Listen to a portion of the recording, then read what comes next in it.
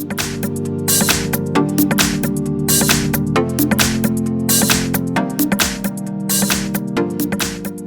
have WIKO View 2 Pro, and let me show you how to change language on the following device. So at the very beginning, let's start by using your home screen. Find and select here the settings. From the following list, you need to find and select system.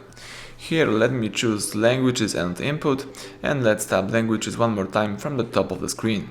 So as you can see, in my case I'm using right now English from United States, but if you would like to change your language, you need to choose add a language.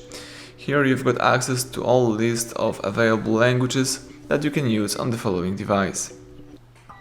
In my case, let me switch my language from English to Spanish, so let me tap on Espanol, and as you can see right now, I can place Espanol into the first position, and now the whole list of settings and also applications are in Spanish.